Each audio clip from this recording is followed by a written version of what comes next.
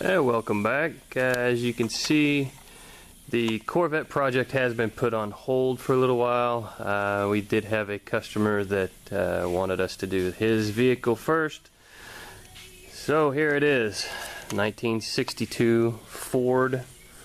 He has taken it to someone in Springfield, and I will not name them, but they put a new frame under it, new rear end, changed the motor and transmission out in it. Did a decent job. They weren't real worried about what they did to the body. Kind of disappointed with that. You know, simple can of Krylon would have saved a whole lot of rust. It's not a big deal, but you know, for what they charge, you'd think you'd get some of that. The fit on the truck is good in some places, not so great in others. You can see the body's kind of, it's been worked before. It just needs a whole lot more work. The only thing I have done, they put hood pins in two spots in the hood. They didn't work correctly. Here's the hood pins that they used. These are expensive hood pins, and I don't know if it was the quality of the product or how they put them in, but they absolutely did not work. It was a real pain on this car.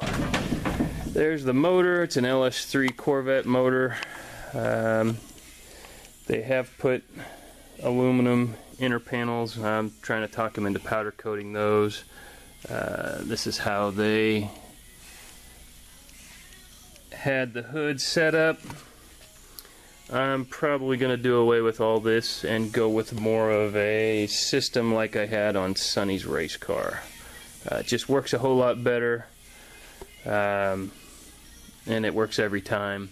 You don't have to be as precise. When you're closing the hood, it'll close a lot easier. You can see right there the pin and the hole system that they have. Yeah. And it just, you know, it's just kind of a, not a good thing in my opinion, so I'm going to change that. This door fits really nice, but you can see the interior. They put some custom seat in, center console, some custom work on the interior. Looks really nice. Try to make the rest of the car look like how they started on the interior of the car. Obviously he hasn't put carpets in.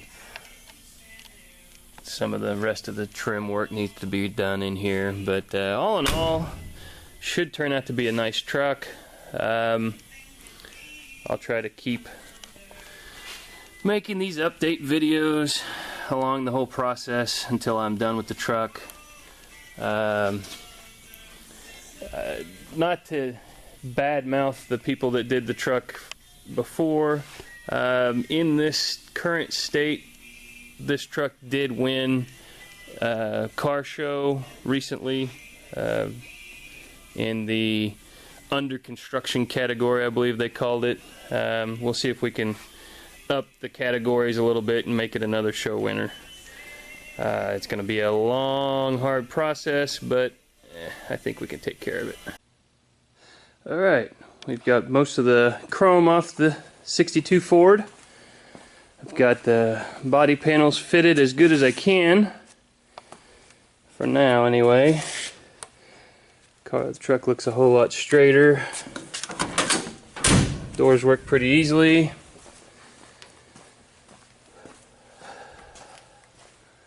You can see the fit isn't perfect, but we'll have to do a little bending and stretching before we get to the main bodywork of the truck before we can make them any better. Pretty simple. Now we got to try to fit the hood and make our brackets.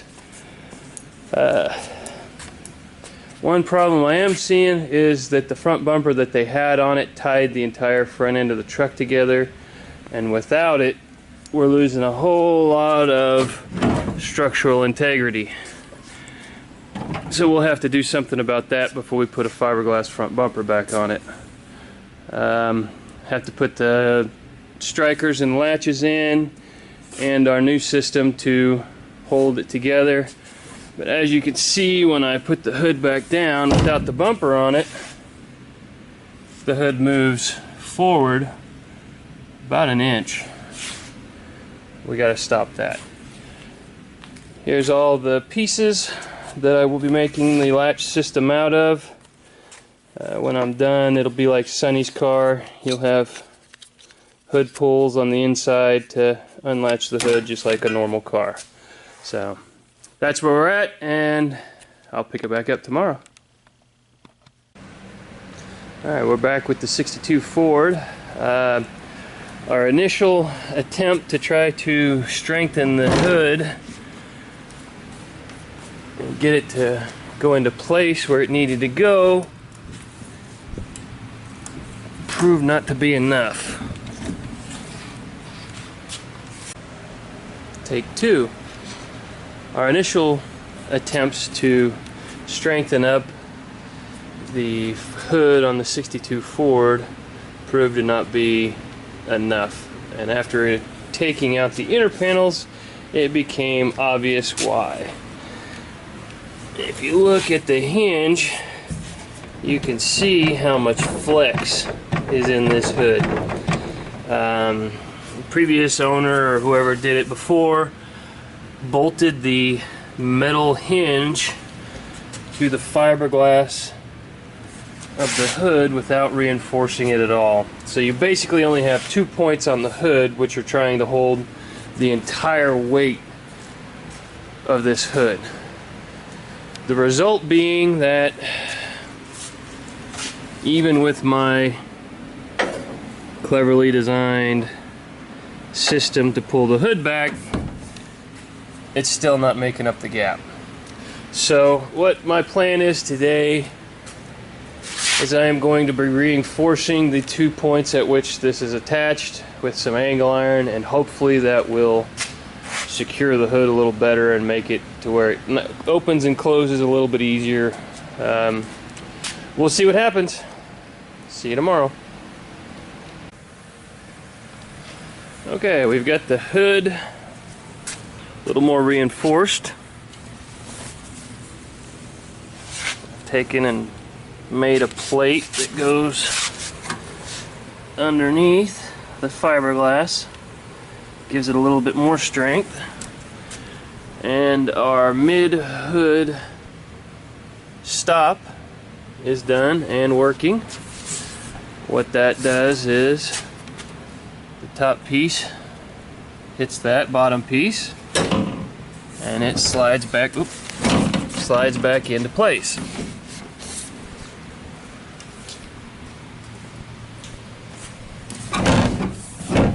As you can see, our gap is good now. So with that in place today, I need to mount our strikers, which are right here up in this area, and our latches, which are here correspondingly on the firewall. Then I'll run the cables inside the car and he'll be able to pop his hood open from inside the car like every other car. So I'll get on that and pick it back up when I got that done. Alright, welcome back. We've got the culmination of the hood latch system with accompanying springs. I still have to glue that metal strip to the back of the hood, but I'll just show how it is now a one-man operation to close the hood.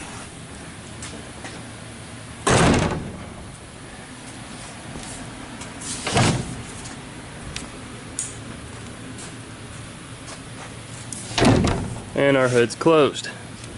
As you can see, I'm pulling up on it. It holds it down on both sides. I do have These hood handles run underneath the hood. They will go into the cab, so you can pull them underneath the dash. And as you can see, this one goes to the other side. I'll go this way with it. The hood opens when you pull the hood cables. And our hood opens. There's the cable going off the hood hinge, or the hood latch. And there's the cable that will go into the cab of the truck. All I've got left is to finish welding where I've tacked these on, the springs, and to run them into the cab. But other than that, the hood system is done. All I have left is to make a latch system or a line-up system for the fenders.